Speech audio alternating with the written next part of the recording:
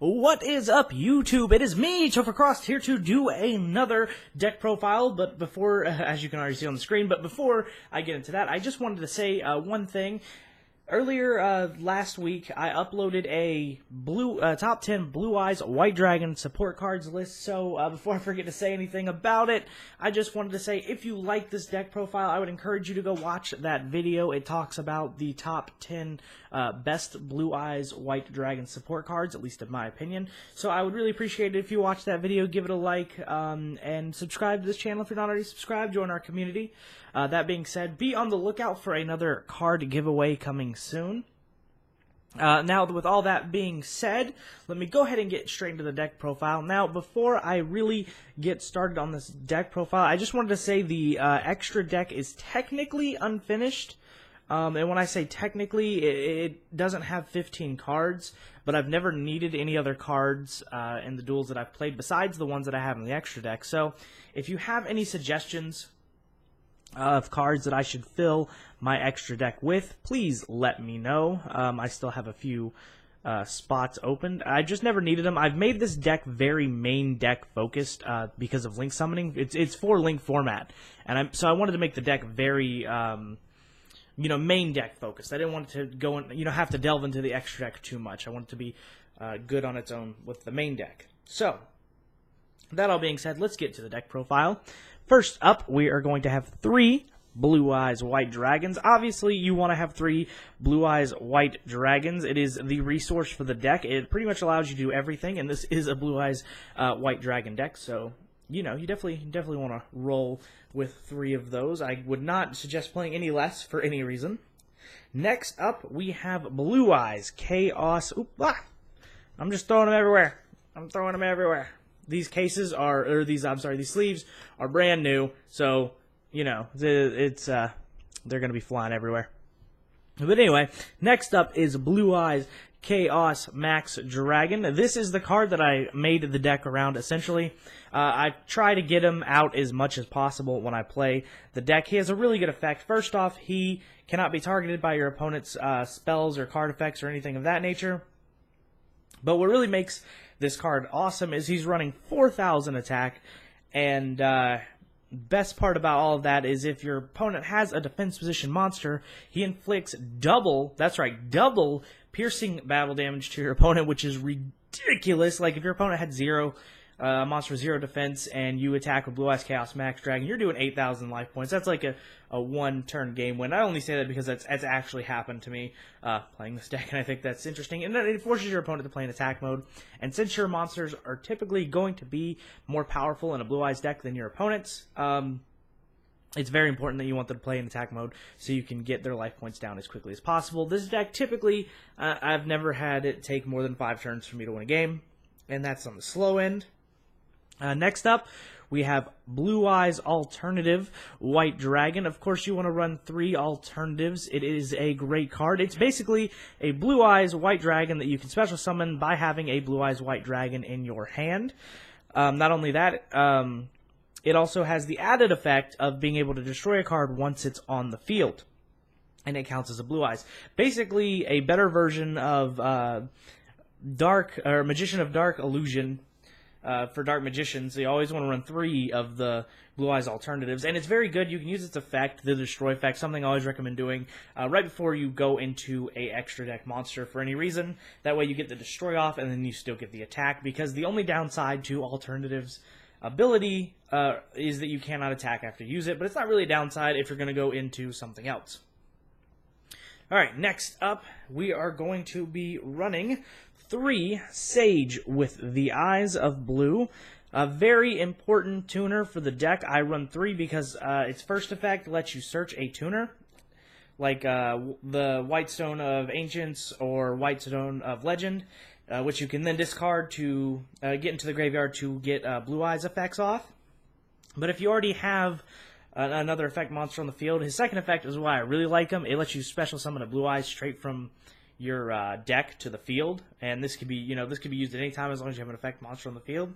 All you have to do is discard Sage and the effect monster on the field, which is another way to get the effect monsters with grave effects to the graveyard that you want. Speaking of the monsters that you, or the ones you want to use to set up grave effects. The White Stone of Ancients is the next monster on this deck profile. This is the most important tuner, in my opinion, in this deck, mostly because when you send him to the graveyard, he provides two very essential effects to make this deck work. First of all, once the turn he is sent to the graveyard at the end phase, you get to pull a Blue Eyes White Dragon out of your deck straight to the field, which is important.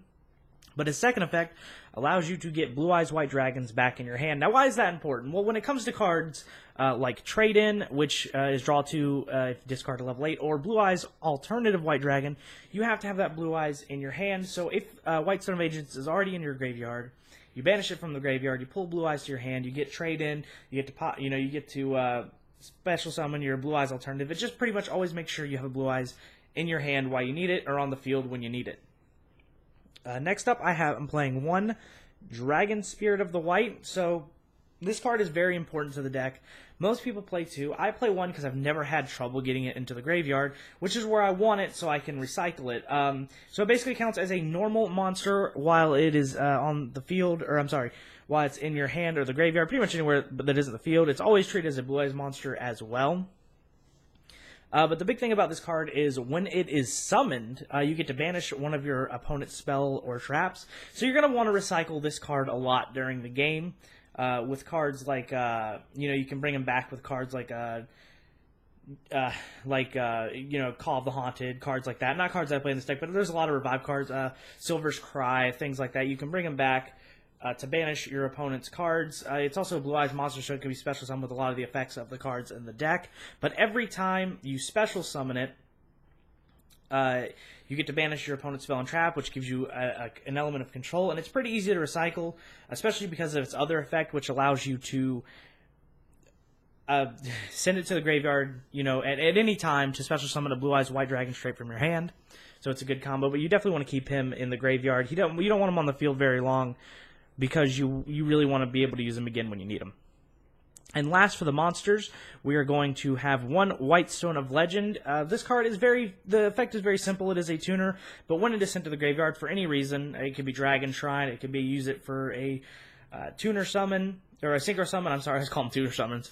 Synchro summon, you get a Blue Eyes White Dragon in your hand. So just another way to get Blue Eyes in your hand, and it's very easy to get into the graveyard one way or another. And if you run it at 1, it won't brick you. I ran it at 2, and when I did, this deck has been a long time coming, and I've tested it quite a bit. But when I ran it at 2, it bricked a lot, so I run it at 1. All right, so that's all for the monsters. I'm getting them all mixed up, but that's all right. Next, we are going to go into the spell cards, and spoiler alert, this deck has no trap cards. I don't know how it ended up being that way, but it just... I never really wanted any traps for it. It just doesn't really work well for this deck. So, first off, we are going to have a Melody of the the Melody of Awakening Dragon. Discard 1 card. You get 2 Dragon-type monsters in your hand that's attack is 3,000 or above, and 2,500 or less. Basically, get your Blue Eyes, your Chaos Max Dragon, and your alternative to your hand. Opening up with any 1 dragon is fine, but you can also use the effect to get cards like White Stone of Legend and White Stone of Ancients into the graveyard, which is something that you want. So you could make a good play, like if you have White Stone of Ancients in your hand, discard White Stone of Ancients, and then pull Blue Eyes and alternative. Now you have a play that you can make, and you get another Blue Eyes at the end of the turn, because White Stone of Ancients is in the graveyard. But I always recommend playing this card at 3, because it basically sets up your hands. For our start of draw power, we have Trade-In, and I have one other draw power later in this, but this is the main draw power in this deck, is Trade-In. I don't use cards of... God, I can't remember what the cards card now. It's where you discard a light tuner and you draw 2 cards. I don't use it specifically because I've never had issues with keeping tuners out of my hand. Like, I've never bricked with tuners. I very rarely start with, tuners in my hand that I can't get rid of for some reason or another, with a discard effect or something. But I always run Trade-In, especially White Stone of Ancients, because you can always have a Blue Eyes in your hand, discard Blue Eyes, draw 2 cards, and a 2-card draw is very good in this deck, and it makes it extremely consistent, so I'd always recommend playing 3 Trade-Ins.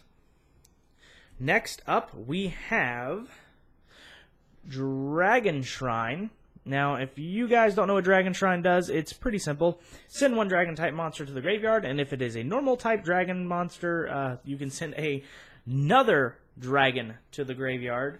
So, what I like to do with this is, if it's my first turn and I'm using Dragon Shrine, I go ahead and pull white... I'm having trouble remembering his name. Dragon Spirit of White into the graveyard, and then I go ahead and pull White Stone of Ancients into the graveyard, or White Stone of Legends, depending if I need Blue Eyes on the field or in my hand. But it's a very good card to get those. It's basically a Foolish Burial for your Dragon-type monsters, which is what you want in the graveyard anyway, so it just works out so good. I would recommend always running 3. You'll never end up using 3 in a game, but you always want to have one in your starting hand to start, that last play that you can't typically do with everything else in your hand, like if you need an Ancients in the graveyard or a Legend in the graveyard, and you haven't been able to pull it out of your deck to get it in the graveyard some other way, Dragon Shrine will be there to help you. Also getting your dragons into the graveyard for this next card that I'm going to show you, which is 3, Return of the Dragon Lord. So, once per turn, actually I don't think it's a once per turn effect. Shoot, I think I've used it more once per turn. Yeah, so it's not a once per turn effect. So you basically with this get to monster reborn a dragon type, normal dragon type, level 7 or 8 from your graveyard to the field.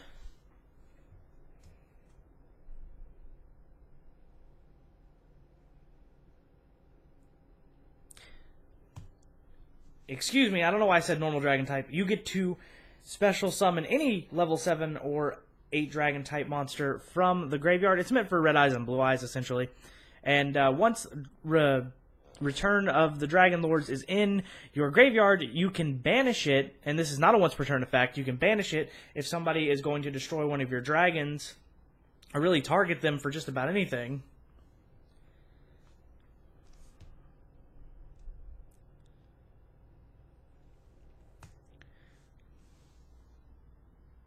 If anybody's going to destroy your dragons, you can banish it from the graveyard, and it'll count as the destruction instead of your dragon. So if somebody played Regeki and you wanted to save a dragon, you banish Return of the Dragon Lords, and it'll save your dragons. I use it to save my Blue Eyes quite a bit, for the next turn, so I can perform XYZ or Synchro summons. But it's a very, very handy card to have, especially since all your stuff is pretty much going to be in the graveyard all the time. But it's just a very good multi-purpose card, and it is probably one of the most essential cards in the deck, in my opinion. Next up, we have Chaos Form. And what Chaos Form does is basically, in this deck, it lets you send a level 8 monster from your field or graveyard. You can banish it, take it off the field, put it in the graveyard, or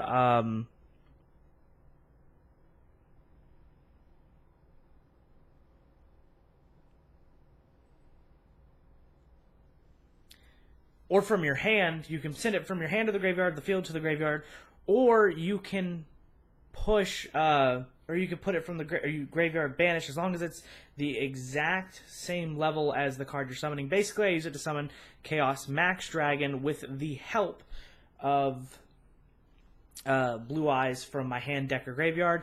The only downside is if it's in your graveyard, you have to banish it, but that's fine. I mean, to get a Chaos Max Dragon, it's definitely worth it. And I run 3, so I never have a problem getting Chaos Max Dragon out, but it's probably the most essential card in the deck for getting Chaos Max Dragon out, so always run 3, in my opinion. Some people run 2, but I always run 3. Next up, we have Advanced Ritual Art, once again, to get Chaos Max Dragon out. Now, I know what some of you were thinking. If we go back to Chaos Max Dragon's effect real quick, it starts off by saying, you can ritual summon this card with Chaos Form, must be ritual summoned, and cannot be special summoned by other way. So you would think Chaos Form would be the only way to get Chaos Max Dragon out, but that isn't true because of the wording Advanced Ritual Art, and what it says is this card can be used to ritual summon any, and that's the key word there, one ritual monster. You must also send normal monsters from your deck to the graveyard whose levels equal the level of that ritual monster. So there you go. It's for if you've got Blue Eyes in your deck and you don't have one on the field or in the graveyard or in your hand, which is very rare in this deck, but it's just basically another card to get out your Chaos Max Dragons. But I've never had. There has been the occasion where I'm having issues getting, a Blue Eyes into the graveyard. It's very, very rare, but it does happen, and Advanced Ritual Art has been there to save my butt, especially early game. Before you really do anything, you can send a Blue Eye straight to the graveyard, which is where you want it anyway from your deck, to get a Chaos Max Dragon in your hand. Starting out with Advanced Ritual Art and Chaos Max Dragon in your beginning hand is an automatic Chaos, and it just makes it so easy to get them out. And that's why I play it. And if you're wondering why I don't run it at 3 and I run Chaos form at 3, it's because Chaos, in this deck, I've never really had trouble having a Blue Eyes outside of the deck when I needed it. So it's always been more beneficial for me to run the 3 Chaos forms. Advanced Ritual Art is good, but it would brick more in my deck because I am so focused on getting those Blue Eyes out of my deck, into my graveyard, into my hand, with the other spell cards in this deck, that Advanced Ritual Art would eventually, if I was running at 3, would just be useless. At late game, Advanced Ritual Art would not help me at all. So I still got some more spell cards, but it's getting a little crowded, so I'm going to go ahead and push these off the screen. And next up, we're going to get to the last little bit of our spell cards. First up, Raigeki. Very self-explanatory, just destroys opponent's monsters. If you draw it, what you're going to do is, this is something I forgot to tell you, is you never want to go first with this deck. I always like to go second, especially if I can, deal 8,000 damage first turn. Raigeki, summon your monsters, attack, done. Game over. Dark Hole, for the exact same reason. You just can't have more than one Raigeki, so I run a Dark Hole. Just make sure you're not summoning your monsters first. Next up, Twin Twisters. To get rid of that magic and trap, basically getting rid of the back row on your opponent's field is very important in this deck. I wouldn't run 3 because you can actually brick Twin Twisters in this deck. I've done it, but it gets a card in the graveyard, which is a plus for your deck, and then you get to destroy a back row. Maybe a Solemn Judgment or something like that. The Solemn Strike, those cards, ones that prevent you from summoning, which is pretty much the only way they can stop Chaos Max Dragon. So you want to, before you start playing your monsters, you always want to make sure you Twin Twisters if you have one in your hand. And then we have Silver's Cry. You can run this at 1 or 2. I keep it at 1 just because I can revive pretty much as I need to with some of the tuners in this deck, and with Return of the Dragon Lords. I'm thinking of the Japanese name. So I run 1 Silver's Cry. I never end up using it for the most part, but occasionally, it helps out, and it's just a 4th monster born for your Blue Eyes. Next up, and last for the main deck, is Upstart Goblin. I mean, pretty essential, just turns the card into a 39-card deck, and it's not hard to deal that extra 1,000 life points of damage, so it's not that consequential for you to use. Alright, so that was the main deck. Now we're going to go into the extra deck. First up, I'm going to go over my fusion monsters, and there's only 2. Blue Eyes Twin Burst Dragon. Basically, with 2 Blue Eyes on the field, which includes Blue Eyes Alternative, you can just kind of send them to the graveyard. You don't need Polymerization, especially summon Blue Eyes Twin Burst Dragon. It gets 2 attacks as long as it's attacking monsters, and it cannot be destroyed by battle. And to top it all off, if it fights a monster and the monster isn't destroyed for whatever reason, maybe higher attack points, or it just can't be destroyed by battle also, you can banish it with Blue Eyes Twin Burst, which is awesome. So it has 3,000 attack, but say you're fighting a 4,000 attack point monster, you attack it, you lose 1,000 life points, but you still get through the monster, which is, essential in this deck. You gotta be attacking, you gotta be hitting those life points directly. That's what this deck does. And it's very, very easy to get out. My favorite way to get it out is to have a Blue Eyes and an alternative on the field, activate Alternative's effect to destroy a monster on their side of the field, and then send Blue Eyes and Alternatives to the graveyard to summon Twin Burst. It's my favorite way to do it. So Twin Burst, that's my only fusions. Now we're going to get into the XYZ of the deck. First off is number 107, Galaxy Eyes Tachyon Dragon. I'm hoping I say that right. So basically negates effects. And when on the battle phase, which is very, very important in a lot of these duels. Some cards, like for instance, ones that can't be affected by battle, or things like that, their effects will trigger, and if they do, If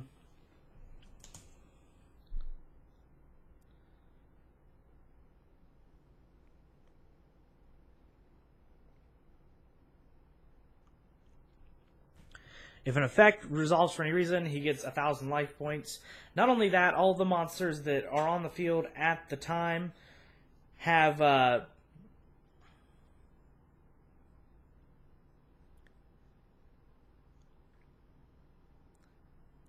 their effects are negated and their attack goes back to what it originally was when they played it. Next up is number 38. Sorry, I was trying to read the. This one's new to the deck, so I'm still not entirely sure about it. I mean, I'm sure I want to play it, but the name I'm not used to. I'm just gonna call it number 38. Hope, Heartbringer Dragon, Titanic Galaxy. Yep, there we go. So what this does is, if you're going first, or you're not sure if they're gonna pull some magic cards to get rid of your blue eyes, it basically negates magic cards, or I'm sorry, spell cards on your opponent's turn, and that's what it's used for the most part.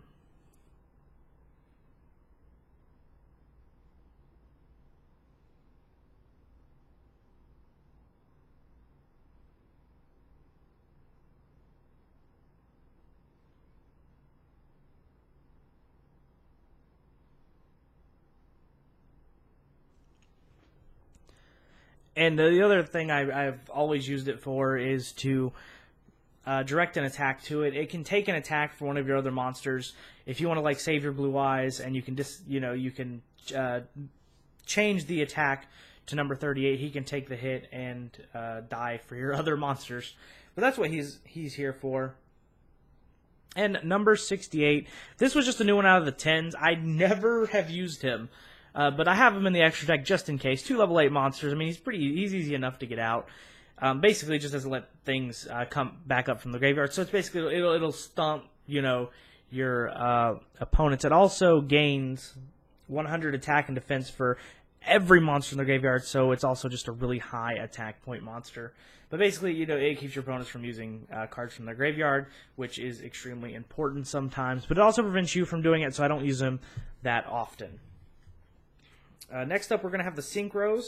Now, this is the part that I'm still working on. I know there's a lot of White Dragon Synchros that I'm missing, but I've never had to use more than these, so I haven't put them in the deck yet. First up, Blue Eye Spirit Dragon. It's obviously very self-explanatory why I have him in the deck, but for those of you who don't know, once you Synchro Summon him, players cannot special summon 2 or more monsters at the same time. That doesn't mean that they can't special summon 2 or more monsters in a turn. It means they can't, special summon 2 or more monsters at the exact same time.